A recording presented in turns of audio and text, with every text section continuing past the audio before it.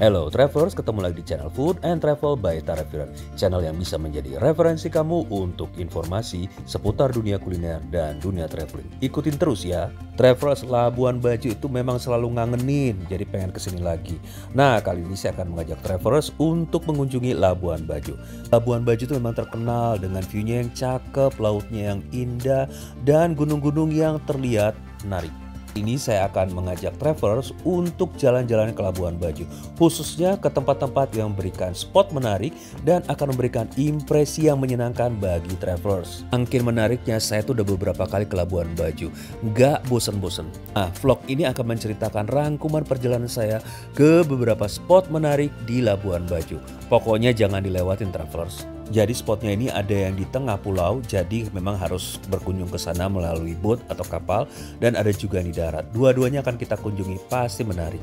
Kemudian dalam beberapa kali kunjungan ke sini saya mix nih nginepnya, ada yang di hotel atau di landed hotel, ada juga yang di hotel terapung alias di kapal pinisi.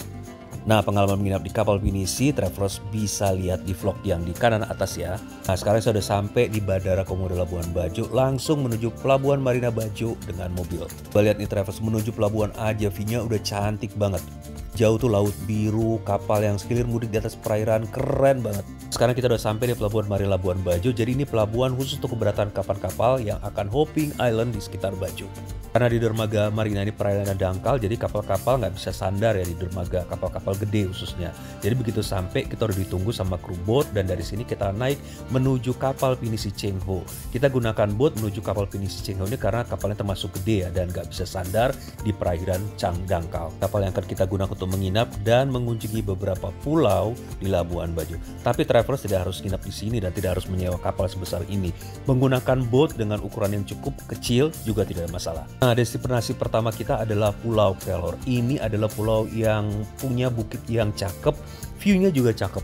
Kita sandar di dermaga, saya udah 2 kali loh travelers ini dan nggak bosan ngelihat view-nya. Di menuju ke Bukit Kelor ini bisa ditempuh dengan jalan kaki.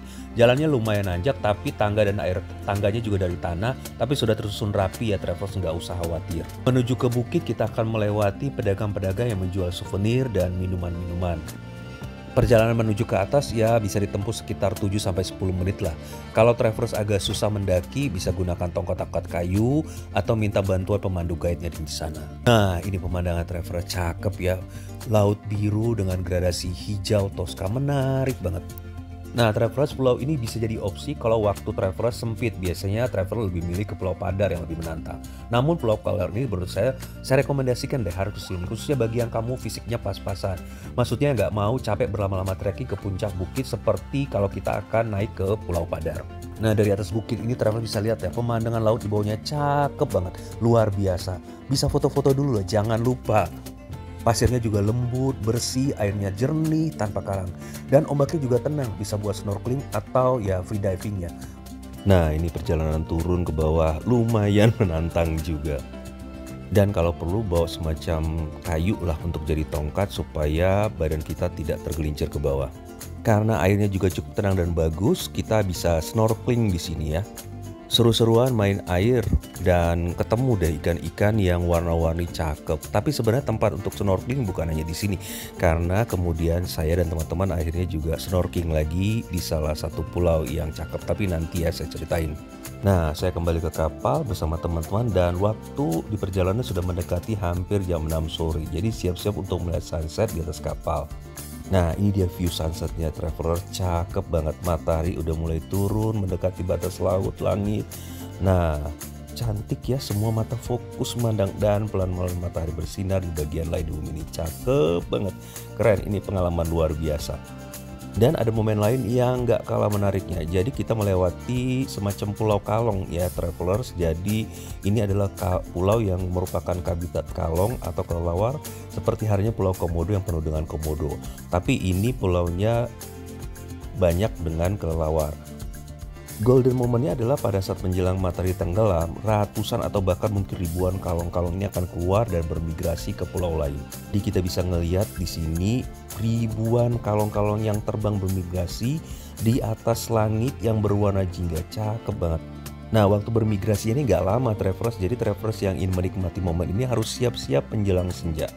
Karena udah sore, kita nikmati makan malam dan kita beristirahat di atas ship pada malam sampai dengan pagi. Rencananya pagi-pagi banget sekitar jam setengah 5, jam 5 kita mau naik ke Pulau Padar. Nah, ini pulau yang ikonik ke Labuan Bajo. Rasanya kalau ke Labuan Bajo nggak ke Pulau Padar ini pasti ya gimana gitu, karena ini pulau yang memang ikonik banget di sini. Jam 5 pagi kita udah siap untuk turun di Pulau Padar. Ini kondisi masih gelap banget, tapi udah rame travelers karena memang banyak pengunjung atau travelers yang ingin mendapatkan momen sunset dari Pulau Padar ini. Naik Pulau Padar ini kita harus mau berjuang untuk mendaki sekitar 800 anak tangga. Gak usah khawatir kalau nggak kuat ya travelers, karena beberapa tempat ada spot untuk istirahat. Nah, di beberapa spot untuk tempat istirahat ini kita juga sudah bisa melihat, menikmati ya pemandangan Pulau Padar yang cakep. Pagi memang udah banyak sih yang naik ke atas, dan untungnya 800 anak tangga ini tidak terlalu curam ya. Dan meskipun terbuat dari tangga tanah atau batuan, tapi sudah tertata rapi. Nah, ini di pos istirahat terakhir sebelum mencapai puncak Padar. Di sini juga kita bisa mendapatkan momen foto yang menarik, dan saya lihat banyak sih orang-orang yang foto di sini bahkan menggunakan propertinya yang dibawa dari bawah. Nah, ini view dari atasnya traveler, cakep ya travelers. Kalau travelers ingat uang 50 ribuan, ada foto bukit dengan background lautan biru. Nah, disinilah foto dari uang 50 ribuan itu diambil. Itu menggambarkan gugusan Pulau Padar yang cakep.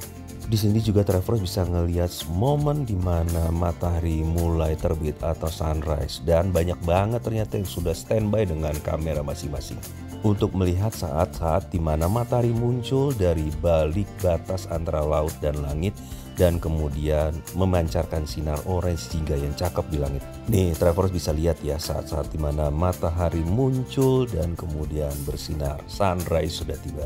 Di atas sih sudah banyak ya travelers lain yang sudah menunggu saat-saat ini dan kemudian menikmati keindahan Pulau Padar ini dari atas puncaknya. Puas foto-foto melihat sunset, keindahan Pulau Padar, dan kemudian perjalanan akan kita lanjutkan menuju ke Pulau Pink. Sekarang tapi harus turun dulu ya travelers dari Pulau Padar, dan perjalanan menuju ke bawah juga lumayan menantang, tapi gak usah khawatir travelers, kita disuguhi pemandangan yang cakep. Sambil di bawah udah banyak penjual minuman, air kelapa muda, dan kemudian penjual souvenir-souvenir yang bisa kita beli. Kemudian perjalanan dilanjutkan ya travelers. Nah, sekarang kita menuju Pulau Pink atau Pink Beach.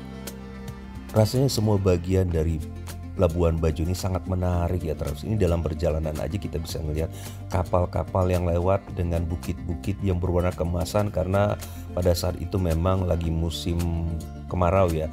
Dan kemudian laut biru yang cakep bersih. Ini memang gimana ya saya bilang traveler, nggak bisa terlukiskan ini keindahan dari Labuan Bajo ini. Sekarang kapalnya sudah mendekati Pulau Pink, dan dari jauh kita sudah melihat hamparan pasir berwarna pink yang bersih. Kalau orang sih nyebutnya ini pantai romantis ya, karena memang pasirnya warna pink. Dan for your information ya travelers, jadi pantai pink ini di Labuan Bajo memang menjadi salah satu dari 7 pantai berpasir merah muda di dunia. Sini kita bisa menikmati hamparan pasir yang bagus, berjalan di atas butir-butir pasir yang sangat halus dengan laut yang jernih juga tenang, dan ini rasanya menjadi momen yang luar biasa sih. View-nya bagus banget, instagramable banget. Untuk Pink Beach ini saya nggak terlalu lama di sini ya, saya cuma menikmati pantainya, jalan-jalan, kemudian menikmati air kelapa muda, dan kemudian akhirnya sekitar 1 jam kemudian kembali ke kapal. Sekarang saya akan melanjutkan perjalanan ke Pulau Komodo. Nah, travelers ke Labuan Bajo nggak ke Pulau Komodo pasti nggak akan lengkap, karena Labuan Bajo itu memang terkenal dengan komodonya. Apalagi Pulau Komodo ini kan ditetapkan ya sebagai salah satu warisan dunia oleh UNESCO karena dikategorikan sebagai situs alam yang fenomena dan estetika langka. Dari Pulau Pink atau Pink Beach ke Pulau Komodo perjalanannya ditempuh sekitar 40 menit. Nah, sekarang kita sudah mendekat ke dermaga Pulau Komodo. Dari dermaga jalan menuju ke pintu masuk Taman Komodo. Udara cukup panas ya travelers, matahari terik tapi tidak menyurutkan langkah saya dan teman-teman untuk melihat lebih dekat Komodo. Jadi jangan lupa pakai sunblock ya travelers kalau tidak ingin gosong kulitnya. Sekarang kita sudah mendekat ke pintu masuk Taman Alam Komodo, dan nggak sengaja nih udah ngeliat nih ada komodo yang ingin nyebrang, tapi ya jangan mendekat ya travelers, karena katanya komodo ini kan kalau diganggu itu bisa menyerang kita dan cukup berbahaya juga.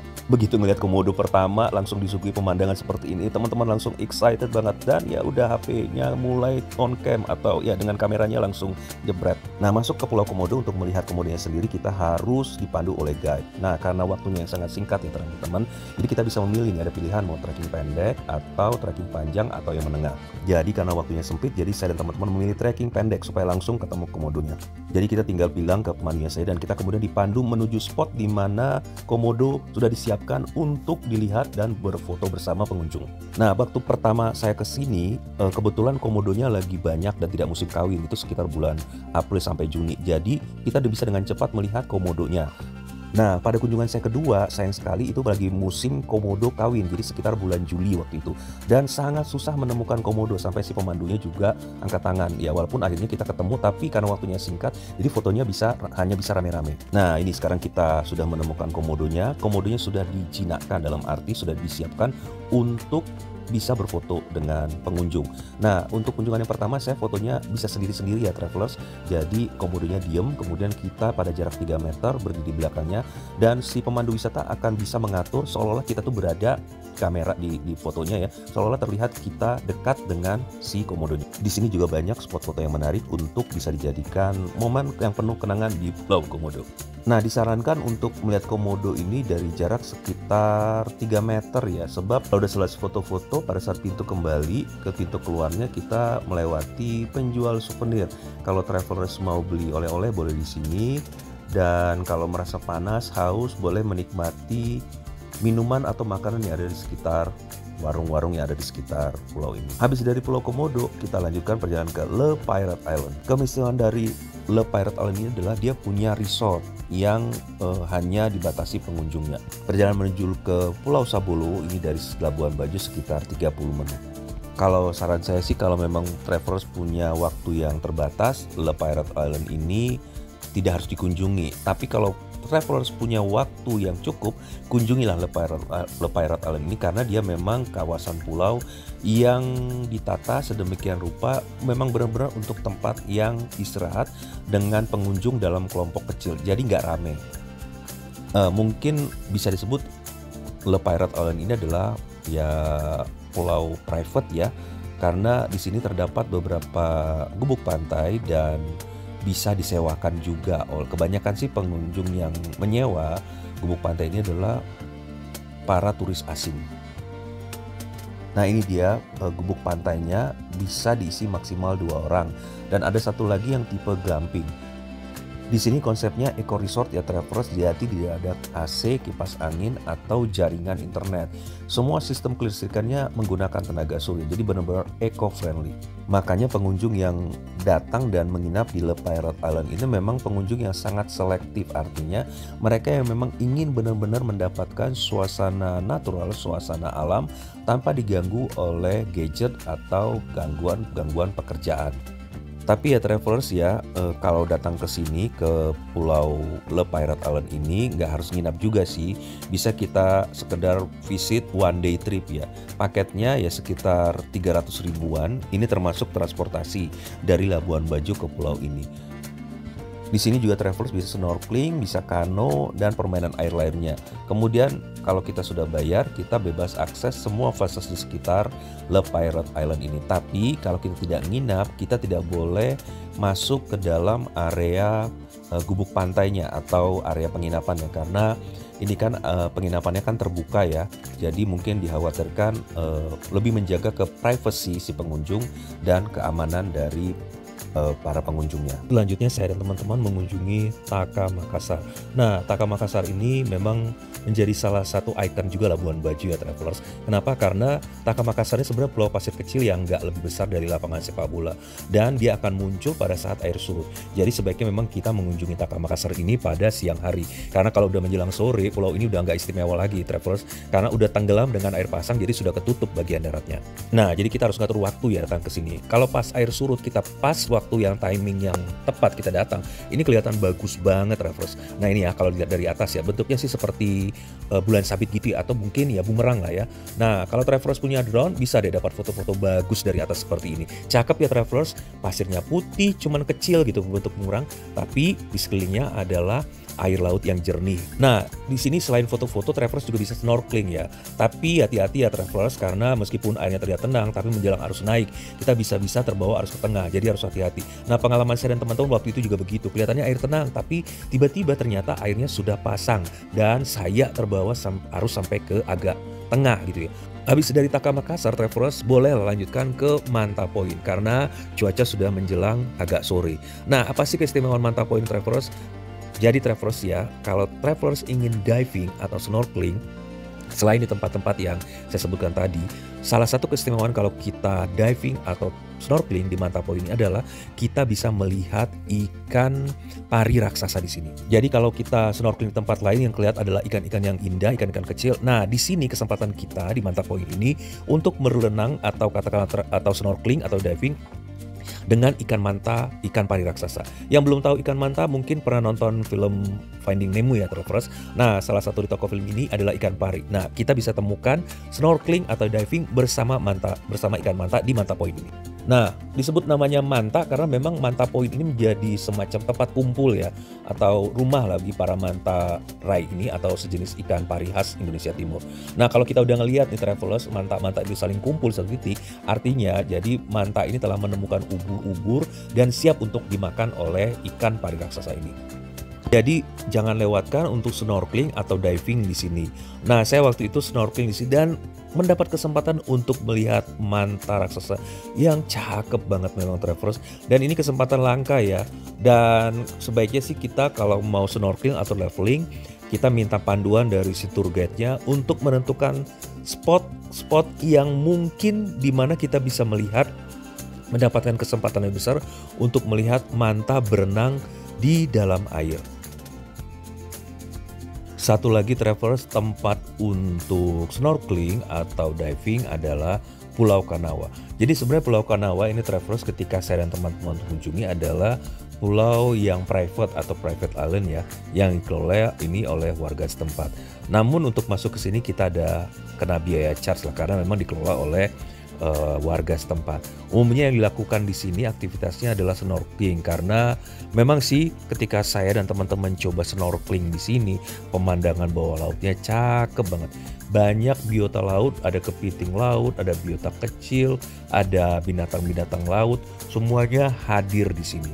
Selain snorkeling atau diving, di sini kita juga bisa menikmati matahari terbit dan terbenam. Tapi ingat ya travelers, karena kita kan juga sangat bergantung kepada kemampuan boat untuk menyusuri atau menyeberangi Labuan Bajo ke pulau ini. Jadi hati-hati juga, jangan sampai kemalaman kalau memang kita tidak ingin menginap di sini. Memang ada sih beberapa penginapan yang dikelola oleh warga setempat, tapi kalau kita merasa kurang nyaman, sebaiknya kita memang jangan terlalu malam kembali dari pulau ini. Kalau travelers masih punya waktu, boleh mengunjungi Bukit Cinta. Jadi Bukit Cinta ini bisa dikunjungi dengan akses yang agak mudah karena letaknya di darat. Jadi tidak harus menyeberangi dengan boat menuju ke tempat ini. Bukit Cinta ini dikenal karena memang punya pemandangan yang cakep dan tidak terlalu susah juga ya naik ke atas bukitnya. Kita tidak perlu menyeberangi laut, bisa dengan berjalan kaki. Hanya sekitar 10 menit perjalanan lah dari pusat kota. Dan tempat ini memang disebut Bukit Cinta karena memang masyarakat di sini mengatakan tempat ini merupakan spot yang pas untuk we time bersama orang yang kita kasihi. Dan memang sih ketika kunjungan saya ke sana, banyak pasangan muda yang menghabiskan waktu di bukit ini pada malam hari. Nah, sampai di area parkiran mobil kita bisa naik ke atas, waktunya sekitar 10 menit lah untuk sampai di puncak. Medannya agak cenderung berbukit dan gersang ya, tapi nggak bosenin travelers karena view-nya memang kelihatan bagus. Dan sampai di puncak, barulah kita menyadari view-nya bagus banget. Laut biru, kemudian kita bisa melihat juga Labuan Bajo, cakep banget. Kalau nggak mau trekking ke atas lagi, nggak usah khawatir travelers, ada anak bukit yang kita bisa jadikan spot foto yang menarik. Nah, ini kita bisa lihat oleh travelers ya, pemandangan antara darat dan laut dan kemudian ada jalan yang dilalui oleh kendaraan bermotor. Kalau saya sih mengunjungi tempat ini Bukit Cinta pada saat saya menjelang pulang ke bandara. Jadi menjelang, kita kan pesawatnya agak siang ya, jadi pagi kita dari hotel dan menuju Bukit Cinta ini sampai kemudian kita puas foto-foto di sini sekitar setengah sampai 1 jam dan baru menuju ke bandara. Nah, travelers rasanya sudah cukup ya beberapa tempat yang menarik, yang instagramable di Labuan Bajo yang wajib travelers kunjungi jika berkunjung ke sini. Tapi sekali lagi travelers ya, ini beberapa referensi yang mungkin kalau travelers hanya punya waktu 1 atau 2 hari harus diberikan prioritas. Tapi kira-kira ini gambaran yang bisa saya berikan kepada travelers untuk menjadi opsi bagi travelers mengunjungi tempat-tempat yang menarik di Labuan Bajo supaya tidak banyak waktu habis untuk muter-muter. Oke travelers, terima kasih sudah mengikuti saya virtual tour mengunjungi spot-spot menarik di Labuan Bajo. Indonesia itu memang indah travelers. Jadi sempatkan waktu, siapkan uang untuk menabung untuk mengunjungi Labuan Bajo. Karena rasanya ini adalah tempat yang paling menarik yang saya pernah kunjungi selama mengunjungi beberapa tempat di Indonesia ini. Terima kasih sudah mengikuti saya sekali lagi. Jangan lupa subscribe, likes, and comment. Dan share kepada orang-orang terkasih Anda supaya bisa mendapatkan informasi yang menarik tentang tempat wisata dan dunia kuliner yang pernah saya kunjungi. Salam sehat, salam semangat.